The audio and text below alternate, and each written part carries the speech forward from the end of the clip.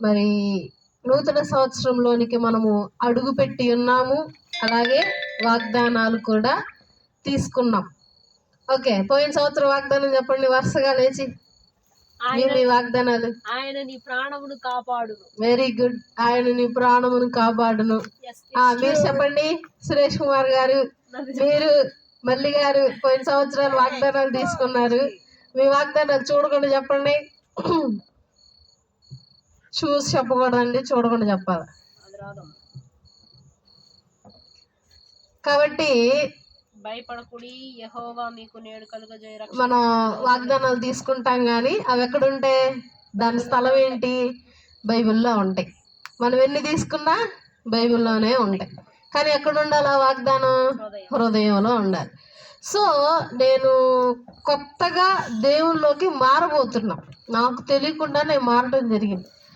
కొత్తగా మారే టైంలో మా పాస్ట్ గారు ఏం చెప్తే అది ప్రతిదీ రాసేదాన్ని, నేను నోట్ చేసేదాన్ని. అలా చేస్తా ఆయన ఒకరోజు అన్నాడు, ప్రతి సంవత్సరం మీరు వాగ్దానాలు తీసుకుంటున్నారు కదా, అసలు ఉన్నాయా అన్నాడు. ఫస్ట్ కొంతమంది వెతుకుతున్నారు. నేనేం చేస్తానంటే అవన్నీ మా అమ్మ దాచింది బైబిల్లో, నాకు తెలియదు. వెతుకుతున్నారు అందరు చక్కగా. అంటే మీరు మీకు ఇచ్చింది వాగ్దానాలు దాచిపెట్టుకోవడానికా? కాదు, ప్రతిరోజు తీసి చదవాలి. చదివి నువ్వు ఎప్పుడైతే ప్రార్థన చేస్తావో ఫస్ట్ ఈ వాగ్దానం గురించే ప్రార్థన చేయాలి. ఏమేమి చేయాలి? నాకు పోయిన సంవత్సరం వచ్చిన వాగ్దానం, హెప్సిబా అని నీకును, బ్యూలా అని నీ భూమికిని పేర్లు పెట్టబడును, యెహోవా నిన్ను బట్టి ఆనందించుచున్నాడు అని ఫస్ట్ ఈ వాగ్దానం చదువుతా. ఈ వాగ్దానం ఇచ్చినందుకు వందనాలు, ఈ వాగ్దానం నా జీవితంలో నెరవేర్చండి అని చెప్పి తర్వాత నీకేం కావాలో అడుగు. సో వాగ్దానం ఇచ్చేది ఎందుకు? గుర్తుంచుకోవటానికి, మనసులో పెట్టుకోవటానికి. ఆ వాగ్దానం మన జీవితంలో నెరవేర్చబడాలి. అంటే నువ్వు సంవత్సరం అంతా ఈ వాగ్దానం కొరకు ప్రార్థన చేస్తూనే ఉండాలి. అదే వాగ్దానం అంటే. బైబిల్ అంతా వాగ్దానమే. మరి మనం ఎందుకు సపరేట్గా ఏరుకొని వాగ్దానాలు తీసుకుంటున్నాం? బైబిల్ మొత్తం ఎవరు చదవరుగా, చదువు రానోళ్ళు ఉంటారు కదా. అందుకు కొన్ని వాక్యములను తీసి ఒక పేపర్లో ప్రింట్ చేసి ఇవ్వటం జరుగుతుంది వాగ్దానాలుగా. సో మనం వాగ్దానం తీసుకొని భద్రంగా దాచిపెట్టుకోవటం కాదు, కానీ దాన్ని ఏం చేయాలి? ఫస్ట్ చదవాలి. కొంతమంది అయితే నేను ఇంతకుముందు చర్చస్లో నాకు మంచి వాగ్దానం వచ్చిందా, పోయిన సంవత్సరం మంచిది రాలేదమ్మా నాకు, ఈ సంవత్సరం మా నాయనమ్మ ఫస్ట్ ఈ సంవత్సరంలో మంచి వాగ్దానం వచ్చిందా, మంచిది వచ్చిందా అని. మంచిదేంటి చెడ్డదేంటి అంటే దేవుని వాక్కులో కూడా మంచి వాక్యాలు చెడ్డ వాక్యాలు ఉంటాయా? ఉండవు. వాక్యాలన్నీ ఒకటే. ఇంకా బలంగా చెప్పాలంటే నా చిన్నప్పటి నుండంతా మా అమ్మే తీసుకునేది. నేను తీసుకెళ్ళి మా అమ్మకి ఇస్తే మా అమ్మ దాచేది. నాకు ఊహ తెలిసింది, భక్తి తెలిసింది, మారినప్పటి నుండి నా దగ్గర ఉంచుకోవటం స్టార్ట్ చేశాను. అలా నా జీవితం కదులుతూ ఉన్నప్పుడు ఒక సంవత్సరం అనుకుంటా నా జీవితం గలిబిలిగా ఉంటే అప్పుడు వచ్చింది వాగ్దానం, యెహోవా యందు భయముతోను భక్తితోను నిలబడు సరిగ్గా అని. అసలు మా చెల్లి చూసి షాక్. ఫస్ట్ అంటే ఎట్లా ఉందంటే ఆ వాగ్దానం కోపంగా గర్జించినట్టుగా చంప మీద చల్లుమనుడు బీగినట్టుగా వచ్చింది వాగ్దానం. ఇదేంటి ఎట్లా చెప్పుకోలే పోయి ఎవరికైనా ఎంత చండాలంగా వచ్చింది వాక్యం. అమ్మో, కొడుతున్నట్టుగా దేవుడే కోపపడ్డట్టుగా నేనేదో చేస్తున్నాను అనుకుంటారు. ఎవరికి చెప్పకుండా బైబిల్లో దాచేశాను. అంటే ఏంటి అర్థం? దేవుడు నాతో ఏమయ్యాడు? మాట్లాడుతున్నాడు. అంటే సంవత్సరం నువ్వు వాగ్దానం కొరకు ప్రార్థన చేస్తూ ఆ వాగ్దానానుసారంగా నీ జీవితాన్ని నువ్వు మార్చుకుంటూ ఉంటే దేవుడు ఏం చేస్తాడు? నీ జీవితానికి తగ్గట్టుగా నీకేం చేస్తాడు? వాగ్దానాలను నూతన సంవత్సరానికి అందజేస్తూ ఉంటాడు. కాబట్టి వాగ్దానాలు మనం ఎప్పుడు దాచుకోకుండా, లైక్ అదొక స్థలం అని బైబిల్లో పెట్టుకోకుండా తీసి మనం చదవాలి, చదివింది గుర్తుంచుకోవాలి, వచ్చిన వాగ్దానం గురించి మనం ప్రార్థన చేయాలి. సరే, పోయిన సంవత్సరం అంతా నేను న్యూ ఇయర్ రోజు వాగ్దానాలు ఎందుకు తీసుకోవాలి ఏంటి అనేది ఒక కన్క్లూజన్ మొత్తం ఇచ్చేసాను. ఈ సంవత్సరం అసలు వాగ్దానాలు నెరవేరాలంటే ఏం చెయ్యాలి? పుట్టి ప్రార్థన చేస్తే సరిపోయిద్దా? వాగ్దానం ప్రకారం ఉంటే సరిపోయిద్దా? ఇప్పుడు మనకు వచ్చే వాగ్దానాలు ఎట్లుంటాయి? మీరు చదివారు కదా అట్లున్నాయి, నీకు నేను తోడుకుంటాను, నీకు నేను నీడగుంటా, ఇయ్యే ఉండేది. వాటనుసారంగా నువ్వు అట్టు బతుకుతా.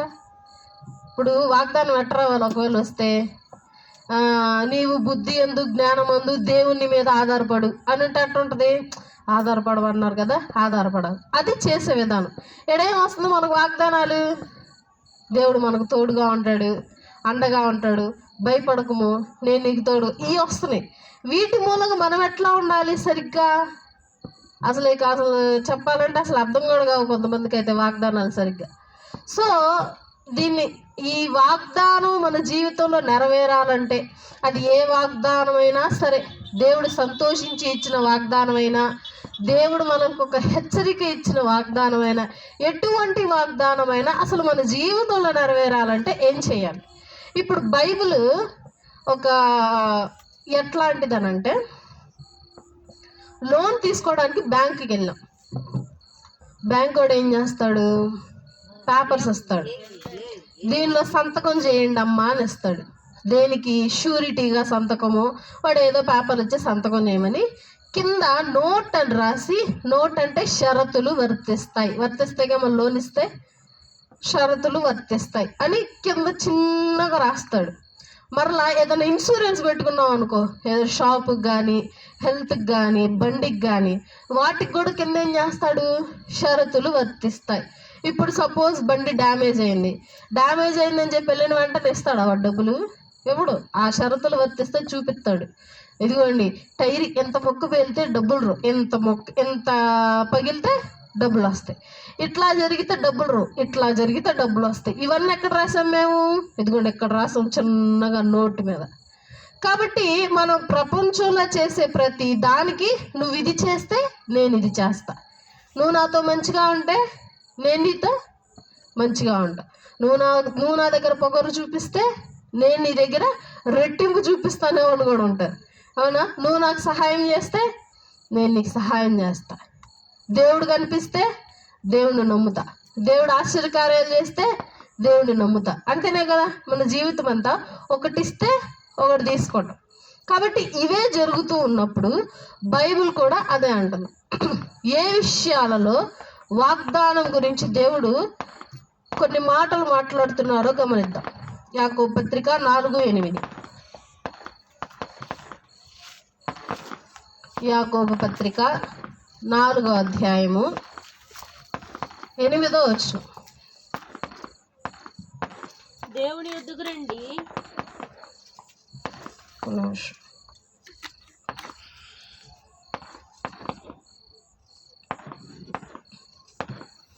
యాకోబు పత్రిక 4వ అధ్యాయము 8వ వచనం.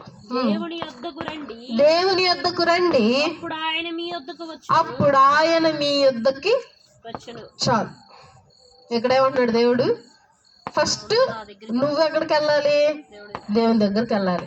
తర్వాత దేవుడు నీ దగ్గరకు వస్తాడు. దేవుడి దగ్గరికి వెళ్తాడు, పైకి వెళ్ళిపోవటమేనా?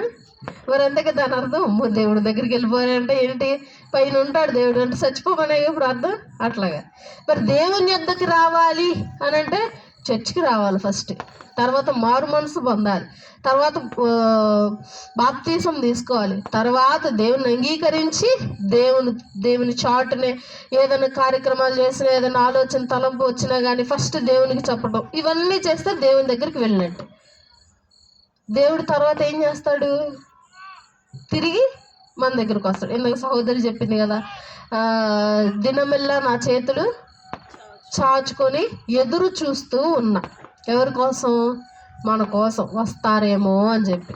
ఒకవేళ వచ్చామనుకో, అప్పుడు ఏం చేస్తాడు దేవుడు? నా బిడ్డ నా కోసం వచ్చాడు కాబట్టి నేను తనతో ఉంటానని వెళ్తాడు. లేదు, ఒక చిన్నపిల్లలకు ఒక స్టోరీ టైం లాగా చూపించారు. ఒక స్త్రీ సిలువ మోస్తూ ఉంటుంది, కొంత దూరం నడుచుకుంటా వెళ్తుంది. ఆమెలాగే చాలామంది అలాగే సిలువను మోసుకుంటూ వెళ్తూ ఉంటారు. ఈమెకేమైందంటే బరువు అనిపించింది, సిలువ బరువు అనిపించి, సిలువ ఎలా ఉండిద్ది? ఇలా కదా ఉండేది, ఇక్కడున్న కొద్దిగా ముక్కు కోసేసింది, కట్ చేసింది. అప్పుడు ఏమైంది? సిలువ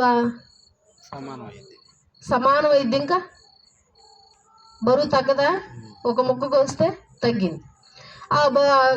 కొద్దిగా కట్ చేసి దాంతో వెళ్తుంది. మిగతా ఎవరు కట్ చేయలేదు, అంతే బరువు మోసుకుంటూ వెళ్తుంది. సరే ఇంకొద్ది కట్ చేసింది, ఇంకొద్ది దూరం వెళ్తే ఇంకా భుజం లాగేస్తుంది. ఈసారి ఇటు కట్ చేసింది, మళ్ళీ ఇంకొద్ది దూరం వెళ్ళాక ఇటు కట్ చేసింది. అట్లా ఇంత బారుండే సిలువ ఇంత చిన్నగా చేసి ఊరిగంట భుజాన్ని ఊపుకొని తీసుకెళ్ళిపోయి. ఇక కొద్ది దూరంలో తాను చేరాల్సిన గమ్యం వచ్చింది. ఇప్పుడు ఆ గమ్యం ఎట్లా ఉందంటే స్ట్రైట్గా వెళ్ళింది, మధ్యలో ఏం లేదు, బ్రిడ్జ్ లేదు, రోడ్ లేదు, ఏమీ లేదు.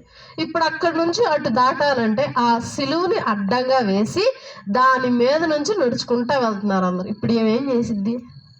సిలువు పొడవు తగ్గించింది, వెడల్పు నరికేసింది. దేనికి నరికింది? బరువు అనిపించింది ఆమెకి. దేవుడు ఏమంటున్నాడు? సమస్త భారము మోయుచున్న ప్రజలారా, ఎవరి వద్దకు రావాలి? నా వద్దకు రా, నేను నీకేం చేస్తాను?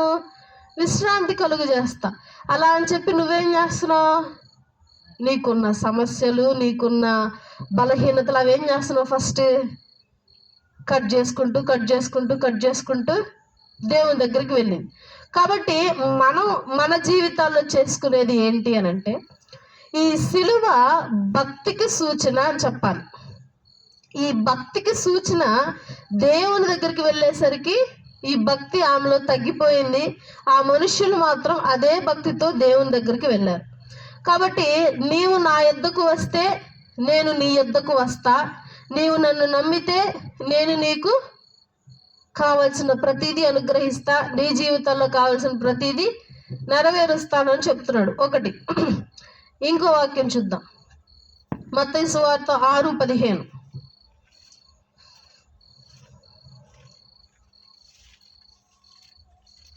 మత్తయి సువార్త 6:15. మీరు మనుష్యుల అపరాధములను క్షమింపకపోయిన ఎడల మీ తండ్రియు మీ అపరాధములను క్షమింపడు. మీరు మనుష్యుల అపరాధములను క్షమింపని ఎడల తండ్రియు మీ అపరాధములను క్షమింపడు. తప్పు చేయని మానవుడు ఉన్నాడు ఆ ప్రపంచంలో. తప్పు చేయని మానవుడు, పాపం చేయని మానవుడు, పాపం రుచి చూడని మానవుడు, పాపము ఆలోచించని మానవుడు ఎవరైనా ఉన్నారా భూలోకంలో? ఉండరు. ఎక్కడైనా వెతుకు ఉండరు. సో ఎదుటివారు నీ ఎడల ఏదన్నా తప్పు చేస్తే నువ్వేం చేయాలి? ఫస్ట్ వారిని క్షమించాలి. ఎందుకు క్షమించాలండి? నేను ఎంతో కష్టపడి సంపాదించుకున్న సొమ్ముని అబద్ధవాడి నా దగ్గర నుండి దోచుకున్నాడు, నేను ఎందుకు క్షమించాలి? నేనెంతో నమ్మకంగా తన దగ్గర ఉంటే తాను మాత్రం నన్ను మోసం చేసి ఇంత బాధ పెట్టండి, నేను ఎందుకు క్షమించాలి?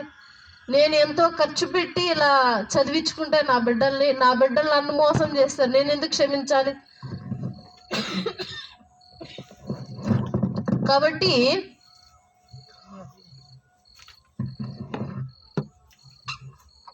క్షమించరాని నేరాలు చేశారు, క్షమించరాని తప్పులు చేశారు, కాబట్టి నేను వాళ్ళని క్షమించను అని చెప్పి ఒక దృఢ విశ్వాసంతో, దృఢ నమ్మకంతో, దృఢ మాటతో అట్లా నిలబడిపోతాం.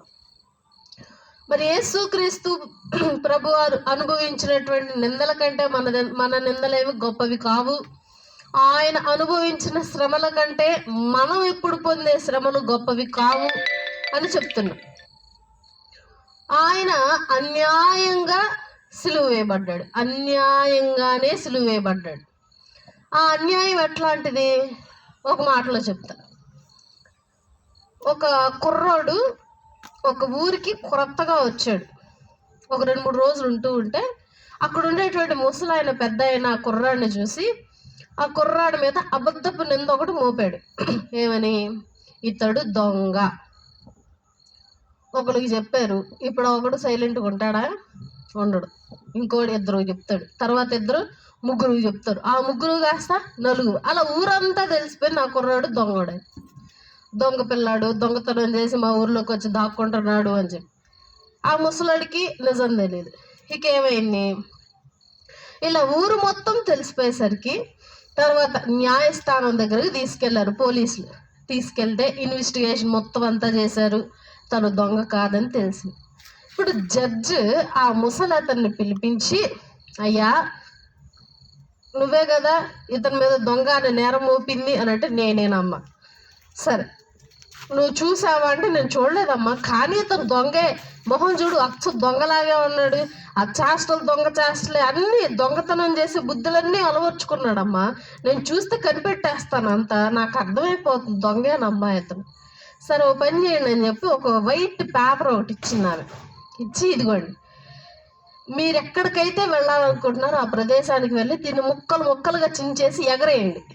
ఆ తర్వాత రోజు వచ్చి మీరు ఎన్ని ముక్కలు అయితే విసిరారో ఆ ముక్కలన్నీ తీసుకొచ్చి చూపించండి అన్న. సరే ఏం చేశాడు, ఆ తర్వాత రోజు ముక్కలు ఏరుకోవడానికి కానీ ఎతుకుతున్నాడు. దొరుకుతాయా దొరకవా? ఎందుకు దొరకవు?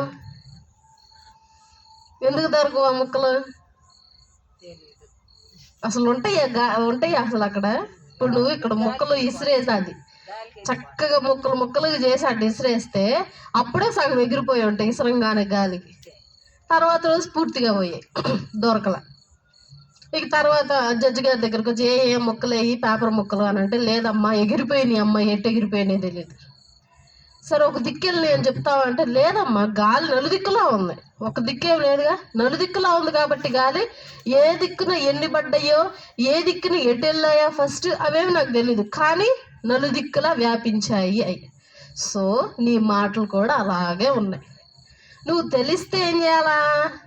మాట్లాడాలా, వాదించాలా, లేకపోతే సైలెంట్గా ఉండాలి. అన్యాయంగా నువ్వు మాట్లాడినందుకు ఆ పిల్లాడిని ఎక్కడికి తీసుకొచ్చావు? జైలు దాకా తీసుకొచ్చు. అవసరం అదంతా? కాబట్టి నీకు తెలిస్తే నువ్వు మాట్లాడు, లేకపోతే సైలెంట్గా ఉండు. అందుకే దేవుడు అన్నాడు, అబద్ధమాడు పెదవులు యెహోవాకు హేయములు.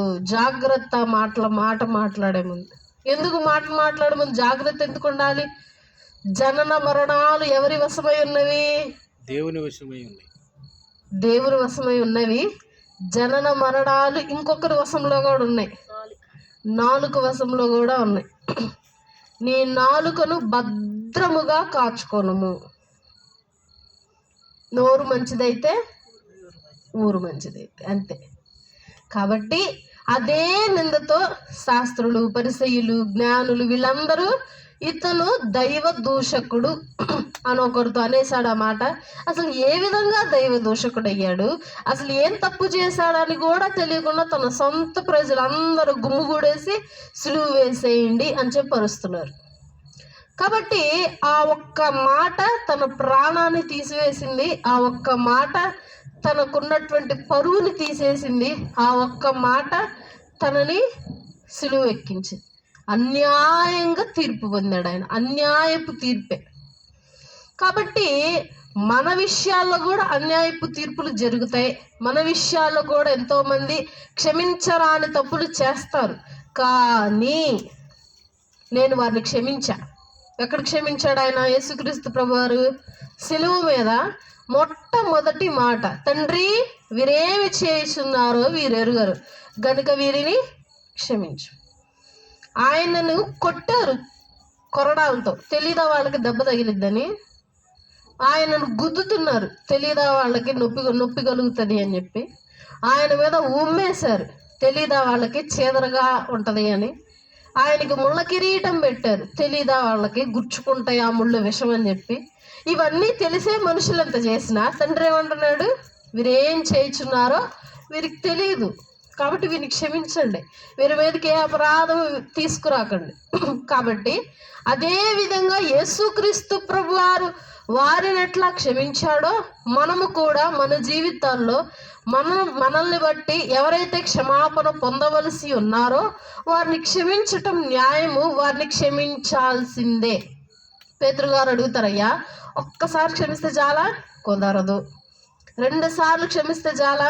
కుదరదు. ఎన్నిసార్లు క్షమించాలి? నీవు బ్రతికి ఉన్నంత కాలము నువ్వు క్షమిస్తూనే ఉండాలి. తర్వాత వారికి కావాల్సిన లెక్క, వారికి జరగాల్సిన స్థితి అంతా ఎవరు చూసుకుంటారు? దేవుడు చూసుకుంటాడు. కాబట్టి నువ్వు నీ ఎదుటి వారిని క్షమిస్తే దేవుడు ఏం చేస్తాడు? నిన్ను క్షమిస్తాడు. నువ్వు దేవుని దగ్గరికి వస్తే తర్వాత దేవుడు నీ వద్దకు వస్తాడు. తర్వాత ఇంకో మాట చూద్దాం, మత్తయి సువార్త 7:7.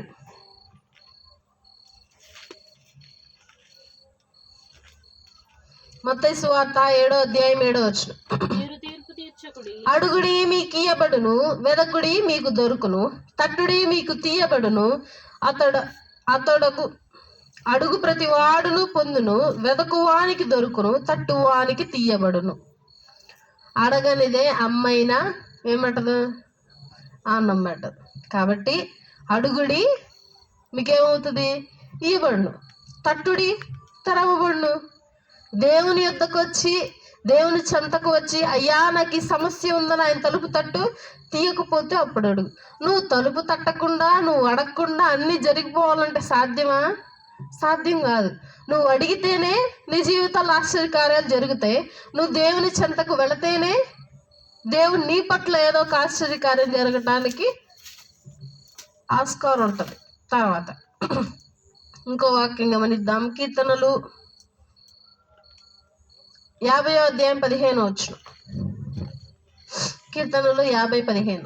ఆపత్కాలమున నీవు నన్ను గూర్చి మొరపెట్టుము, ఆపత్కాలమున నీవు నన్ను గూర్చి మొరపెట్టుము, నేను నిన్ను విడిపించదను, నేను నిన్ను విడిపించదను, నీవు నన్ను మహిమపరచదవు. నీవు నన్ను మహిమపరచదవు. ఆపత్కాలంలో ఎవరిని మొరపెట్టాలా? దేవుణ్ణి మొరపెట్టాలి. మనం ఆపత్కాలంలో ఎవరిని మొరపెడతాం? మనుషుల్ని మొరపెడతాం. స్థితులు ఏ విధంగా మార్చాలో ఆలోచిస్తాం. ఫస్ట్ జ్ఞానాన్ని ఉపయోగిస్తాం. మనం మనుషుల కంటే ముందు జ్ఞానాన్ని ఉపయోగించి తర్వాత మనుషుల దగ్గరికి వెళ్తాం. మనుషులతో కూడా సాధ్యం కాకపోతే ఇక చివరి ఆప్షన్ ఎవరున్నారు? ఇంకా దేవుని దగ్గరికి వెళ్తాం. ఒక స్కిట్లో ఉంటుంది, మా తాతయ్య వాళ్ళు చర్చిలో వేశారు ఒక స్కిట్. ఒక స్త్రీకి బిజినెస్లో లాస్ వచ్చింది. లాస్ వస్తే ఆవిడ యేసుక్రీస్తు ప్రభువుని మాత్రం తీసుకెళ్ళి ఎక్కడ పెట్టింది? చివరి పెట్టింది. తాను క్లోజ్గా ఉండే ఫ్రెండ్స్ని ముందు పెట్టింది, చెల్లెల్ని ముందు పెట్టింది, తను సినిమా ఫీల్డ్లో ఉన్నటువంటి ఫ్రెండ్స్ని అందరిని ముందు పెట్టింది. యేసుక్రీస్తు ప్రభువుని మాత్రం చివరి పెట్టింది.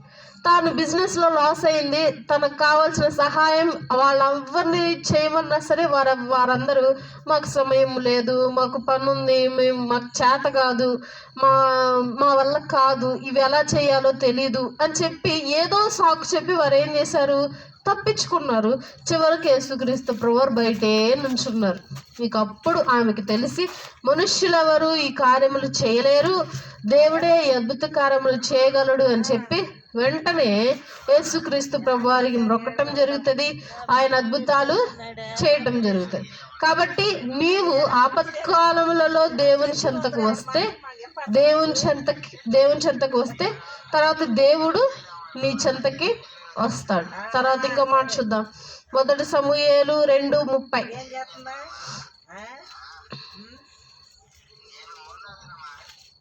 1 సమూయేలు 2:30.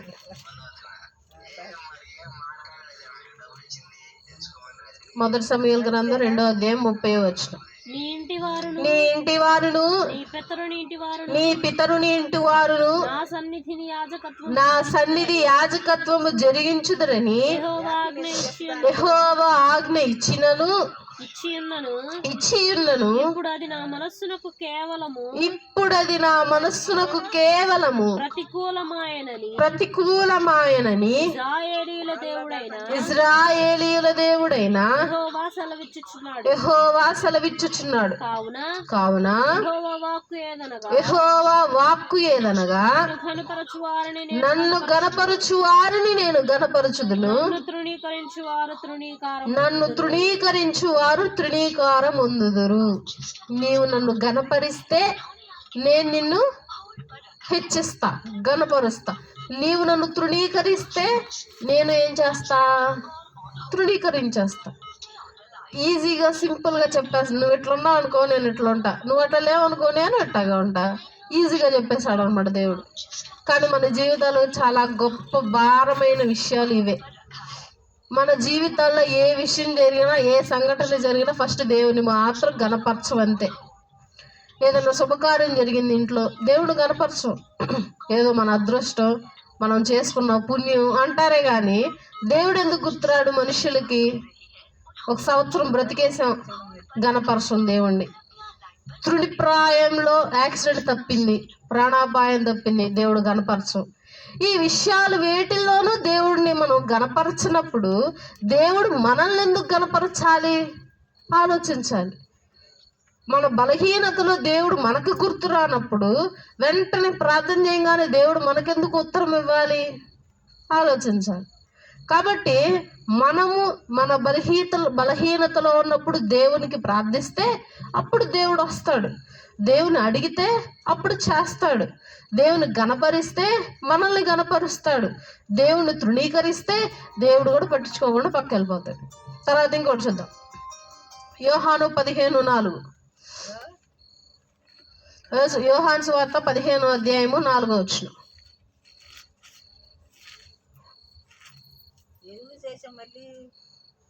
నా యందు నిలిచియుండి మీ యందు నేనును నిలిచియుందును. తీగ ద్రాక్షావల్లిలో నిలిచి ఉంటేనే గాని తనంతట తానే ఎలాగు ఫలింపదో అలాగే నా యందు నిలిచి ఉంటేనే కానీ మీరును ఫలింపరు. సింపుల్ గా ఒక ఉపమానం చూపించేశాడు దేవుడు. ఏంటి? ద్రాక్షావల్లి తీగో, ఇంకేమున్నాయి, దొండకాయ ఉంది, దొండపాదు, సొరకాయ పాదు, వాటికి తీగలు ఉంటాయి. ఇప్పుడు ఆ తీగ సపోజ్ కట్ అయింది, ఆ తీగ దానంతరం అదే ఫలించేసిద్దా? ఫలించదు. చెట్టుకు వేరైతే ఆ తీగ నశించిన దాన్ని ఇంట్లో పెట్టుకుంటావు నువ్వు. నశించడం అంటే ఏంటి? వాడిపోవటం, చచ్చిపోయింది ఆ తీగ. ఆ తీగను తీసుకెళ్ళి నువ్వు చెత్తలో పడేస్తావు. అట్లాగే ద్రాక్షావల్లి యేసుక్రీస్తు ప్రభువారైతే ఆయన నుండి నువ్వు వేరైతే నువ్వు దేనికి పనికిరావు. కాబట్టి నువ్వు నాతో ఉంటే నాతో పాటు కలిసి ఫలిస్తావు, అంతేనా? ఇప్పుడు సొరకాయ చెట్టు ఉంది, తీగలు ఉన్నాయి, వాటికి వరుసగా పాగుతా వెళ్ళింది. సపోజ్ దాని తీగను మనం చూసుకోకుండా కట్ చేసాం, ఆ తీగ మళ్ళీ అట్లాగే ఫలించుకుంటూ వెళ్ళిపోయిద్దా? వెళ్ళదు, వాడిపోయింది, చచ్చిపోయింది తీగ. మళ్ళీ ఆ ప్లేస్లో ఇంకో తీగ వచ్చింది కొత్తది. కాబట్టి ఆ తీగను తీసుకెళ్ళి చెత్త కుప్పలో వేసేస్తాం. అదే ఆ తీగ ఆ చెట్టుని అంటు పెట్టుకొని ఉంటే ఇంకా బాగా దృఢంగా ఉంటుంది, మంచి ఆరోగ్యకరంగా ఉంటుంది, ఇంకా పెద్దగా అవుతుంది, దానికి మళ్ళీ కాయలు వస్తాయి, దానికి మళ్ళీ పువ్వు వచ్చింది, కాయ వచ్చింది, అందంగా ఉంటుంది చూడటానికి. కాబట్టి బ్రతికిద్ది కొన్నేళ్ళు. అదే తీగ కట్ అయితే చచ్చిపోయింది. కాబట్టి యేసుక్రీస్తు ప్రభువారు ద్రాక్షవల్లి, ఆయన తీగలం. మనం ఆయన అంటి పెట్టుకోకుండా బయటకు వచ్చేసిన, ఆయన తృణీకరించి పక్కకు వచ్చేసిన నాశనం ఎవరికి? మనకి. తర్వాత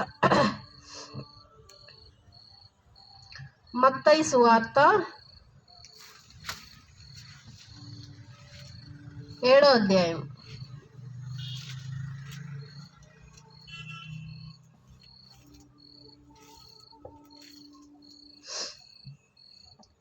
7:2.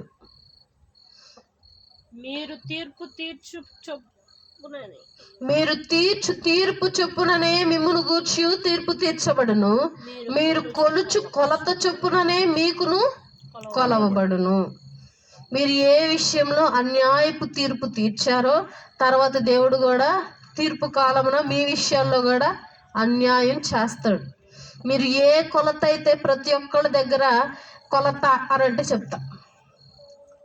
ఇప్పుడు నా దగ్గర సరిపడా డబ్బులు ఉన్నాయి, నేను బ్రతకగలను, నా భర్త బ్రతకగలడు, ఇంకొకరిని బ్రతికించగలను. అంటే ఎలా? డబ్బు పరంగా బాగా చూసుకోగలను, తిండి పరంగా, వస్త్రాల పరంగా. అంటే మా ఇద్దరి పరంగా ఉన్నాయి డబ్బులు సరిపడా, ఇంకొకరిని కూడా నేను చూసుకోగలను. కానీ నేనేం చేస్తా? ఇంకొకరిని చూడాల్సినంత అవసరం ఏంటని చెప్పి మా ఇద్దరికే వాడుకుంటా ఉంటా. ఎవరైనా సహాయార్థం నా దగ్గరికి వచ్చారనుకో, నేను 2 రూపాయలు ఇవ్వగలను, కానీ పావలా ఇచ్చా. ఎట్లా ఉంటుంది? నేను ఇవ్వగలనుగా, నా దగ్గర ఉన్నాయి డబ్బులు, 2 రూపాయలు ఇవ్వగలను, 2 రూపాయలు కాకపోతే 3 రూపాయలు ఇవ్వగలను, కానీ నేను ఎంత ఇచ్చా? పావలానే ఇచ్చా.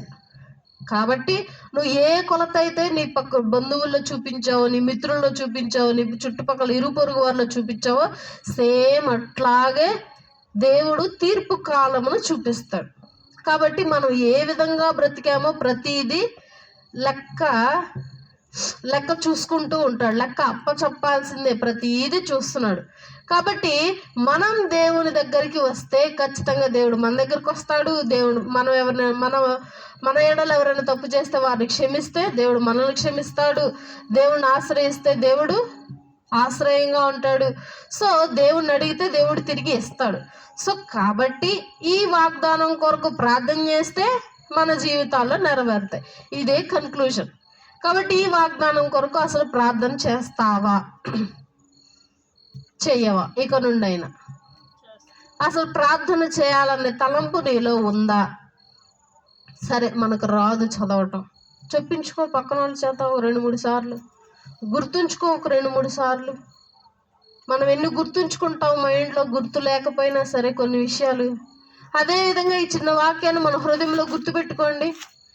ఆ గుర్తుపెట్టుకున్న దాన్ని నువ్వు ఎప్పుడు ప్రార్థన చేసినా సరే దాన్ని ఏం చేయి, నెమరు వేయి. గేదె ఏం చేసిద్ది, గడ్డి హడావిడిగా తినేసి కూర్చొని నెమ్మదిగా నెమరేసిద్ది. ఉన్నదంతా బయటికి తీసి బల్ల మెత్తగా నవిలి మింగిది. అదే చేయి నువ్వు సంవత్సరం అంతా. గబగబా చదువుకొని బాగా గుర్తించేసుకో, కూర్చొని నెమరు వేసుకుంటా ఉండి వాక్యాన్ని. దేవుడు చూసుకుంటాడు నీ జీవితాన్ని, దేవుడు చూసుకుంటాడు నీ బ్రతుకుని, దేవుడే చూసుకుంటాడు. ఇక నువ్వేట వెళ్ళాలన్నా, నువ్వే ఆలోచించాలన్నా, నీకు ఏ పని అయితే సౌకర్యంగా ఉంటుందో, నీకే పని అయితే అపాయం నుండి తప్పిస్తుందో ప్రతీది దేవుడే చూసుకుంటాడు. కాబట్టి ఈ వాగ్దానం కొరకు ఇక నుండైనా ప్రార్థన చెయ్యండి. వాగ్దానాలు తీసుకున్నాము పెట్టేసుకున్నాము కాదు. ఇవి వాగ్దానము అనేది దేవుడు మాట్లాడిన మాట. ఆయన మాటని కప్పిపెట్టేయద్దు, దాచిపెట్టి ఉంచొద్దు. ఆయన మాటను వాడండి. వాడితేనే మాటకి విలువ ఎప్పుడైనా సరే. అవునా కదా? మాటకి విలువ ఎప్పుడు వచ్చింది? 4 నోళ్ళలో నానితే వస్తుంది మాటకి విలువ. దాచిపెట్టేస్తానో కప్పి పెట్టేస్తానో ఆ మాటకి విలువ రాదు. కాబట్టి ఈ వాగ్దానం కొరకు ఇక్కడ నేను ప్రార్థన చేద్దాం. అందరి తలలోంచి కళ్ళు మూసుకున్నట్లయితే ప్రార్థన చేద్దాం. ఈ చిన్న మాటలు మనందరి వినికిడిలో దేవుడు దీవించి అభివృద్ధి పరచునుగాక. ఆమేన్.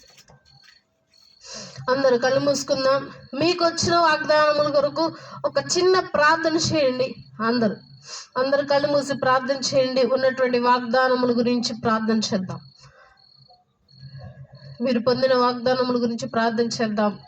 మరి గత సంవత్సరం అంతా రెక్కల కాపుదల భద్రపరిచి నూతన వాగ్దానాన్ని అనుగ్రహించాడు. నీవు ఆయన దగ్గరికి వెళితేనే ఆయన నీ ఎడల ఏదైనా అద్భుత కార్యం జరిగిస్తాడు, లేకపోతే జరగవు అని బైబిల్ దృఢంగా చెప్తుంది. కాబట్టి ఆయనను తట్టండి, ఆయన దగ్గరకు వెళ్ళండి, ఆయనను అడగండి. కాబట్టి అందరం ప్రార్థన చేద్దాం. స్తోత్రం స్తోత్రం స్తోత్రం స్తోత్రం ప్రభువా. అయా నా తండ్రి, నీకు వందనములు స్తుతులు స్తోత్రములు నా తండ్రి ప్రభువా. అయా నా తండ్రి, గత సంవత్సరం అంతా నీ రెక్కల కాపుదల్లో భద్రపరిచిన ప్రభువా, నూతన సంవత్సరంలో అడుగుపెట్టుటకు సహాయం చేశారు. వందనములు. ఇచ్చినటువంటి వాగ్దానములను బట్టి వందనములు నా తండ్రి ప్రభు. ప్రతి ఒక్క వాగ్దానము నా ప్రభు మా జీవితంలో నెరవేర్చండి. ఈ సంవత్సరపు వాగ్దానము నా ప్రభు మా జీవితాల్లో ప్రతి రోజు నా ప్రభు మీకు గుర్తుంచుకొని ప్రార్థించే కృపను వీరందరికీ అనుగ్రహించండి. నా తండ్రి నీకే స్తోత్రములు.